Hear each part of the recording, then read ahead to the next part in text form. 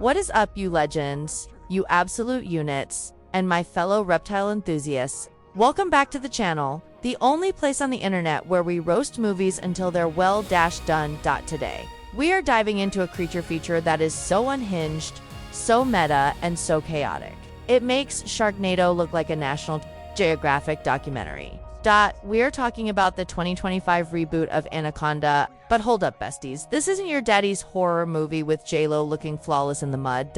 Oh no. This time, we've got the chaotic duo of the century, Jack Black and Paul Rudd. Yes, you heard me. Kung Fu Panda and Ant-Man are teaming up to fight a giant danger noodle in the Amazon. It's giving midlife crisis.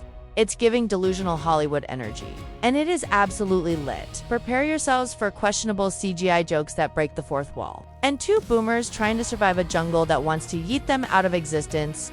Is this snake built different? Will Paul Rudd finally age? Let's grab our machetes and dive into this swampy mess. Let's go. Our story begins not in the jungle, but in the concrete jungle of Los Angeles, where dreams go to die.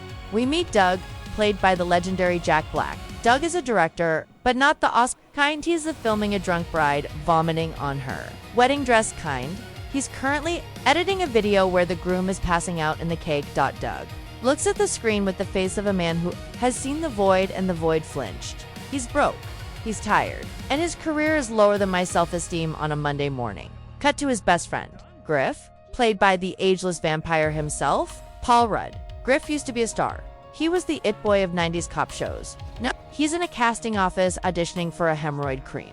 Kamasha is trying to give main character energy, but the casting director is looking at him like he's an NPC who glitched into a CUTSCENE. It's painful, it's cringe.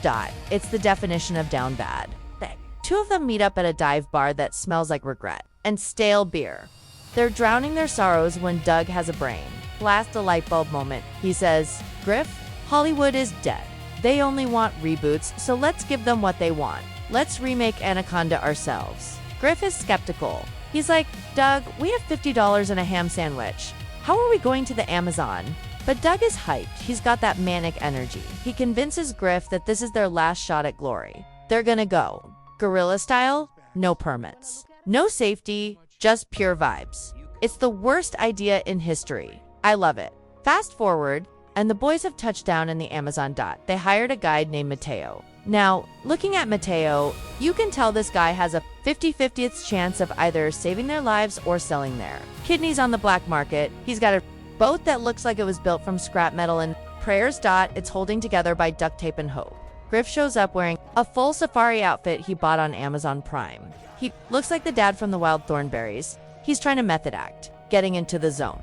Doug is holding a camera that looks like it survived World War II. He starts filming immediately, screaming action at a monkey that is just minding its own business.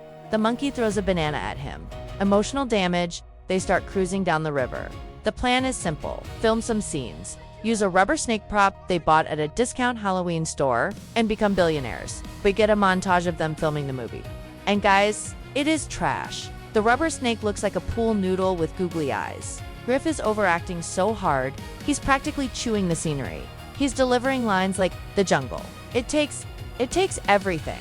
While staring intensely at a leaf. Doug is loving it. He thinks this is cinema. This is high art. It is pure garbage. Night falls.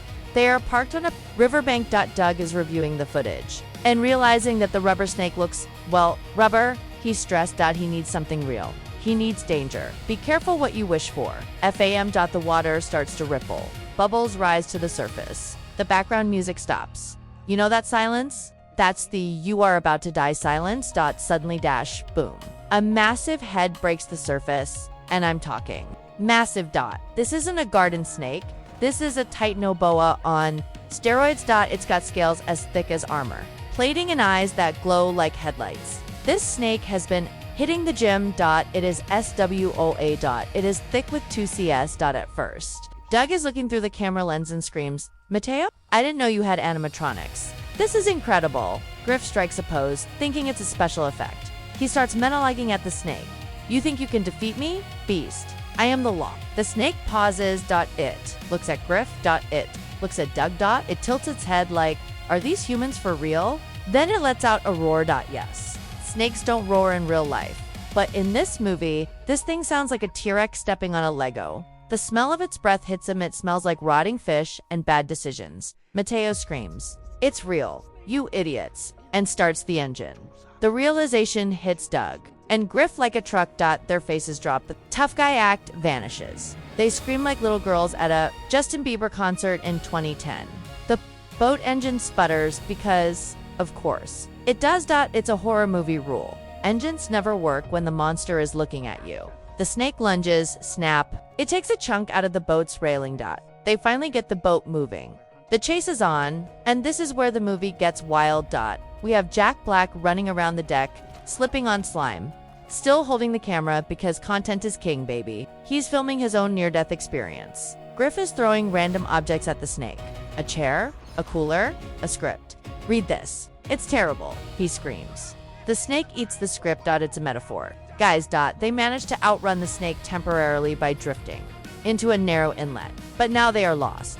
The boat is leaking. Mateo is praying in Spanish. Doug is checking the playback and goes, "Dude, the lighting in that death scene was perfect." Griff slaps him, just when you thought it couldn't get worse. Enter the bad guys.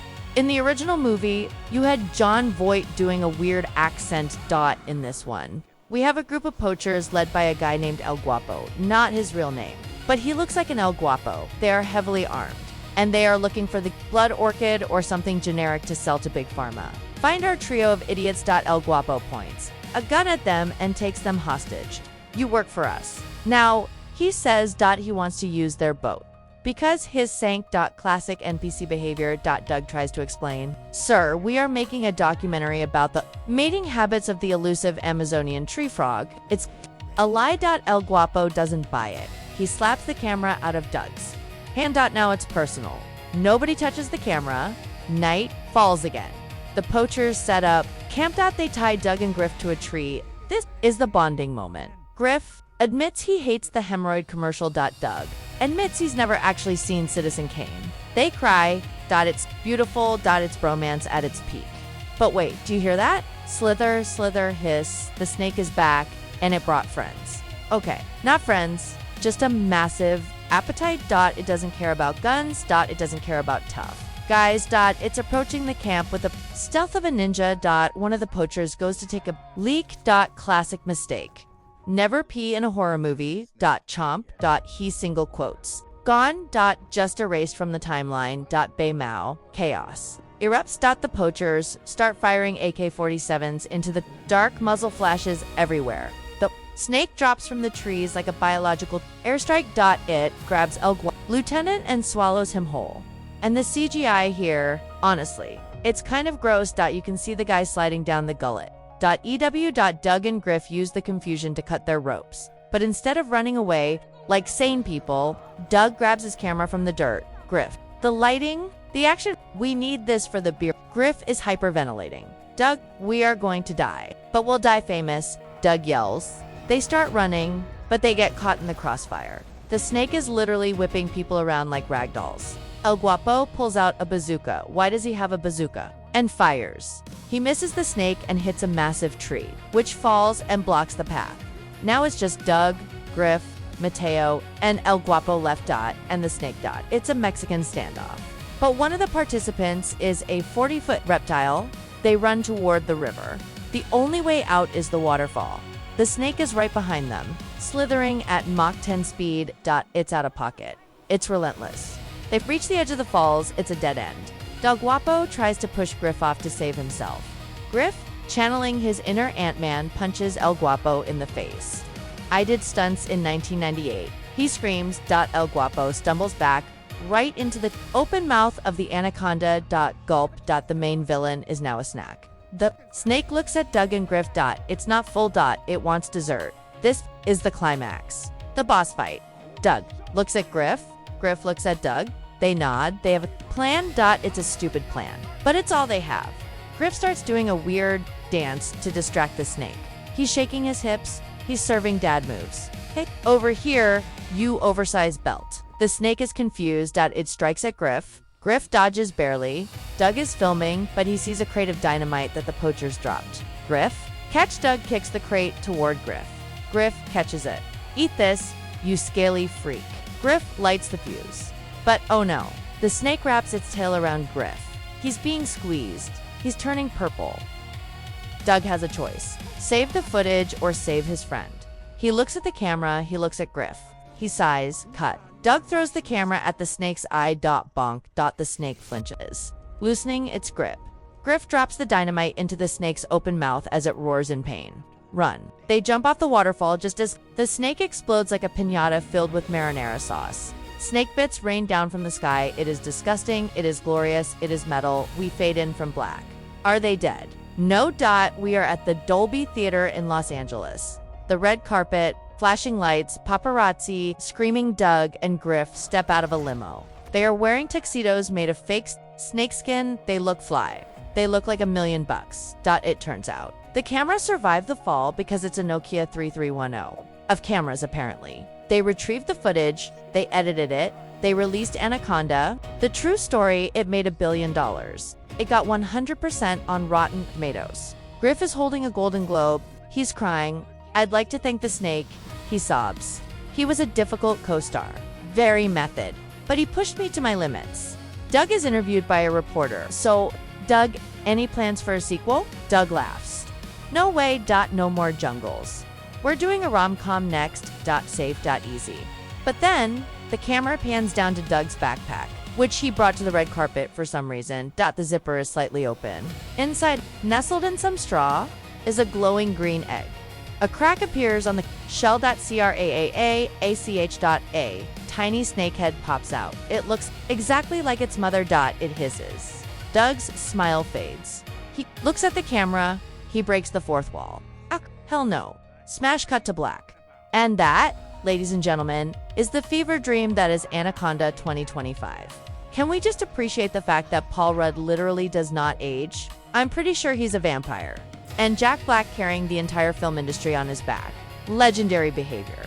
This movie was a masterclass in how to take a serious franchise and turn it into a meme. And honestly, I'm here for it. It had jump scares, it had belly laughs, and it had a snake exploding. What more do you want? But here's the real question for you guys. If you were stuck in the Amazon with a giant snake, who would you want as your partner? Jack Black for the vibes or Paul Rudd for the moral support? Let me know in the comments below. If you enjoyed this recap and want to see me roast more monster movies, make sure you obliterate that like button. Subscribe to the channel so you don't miss out on the chaos. And ring that bell like it's dinner time.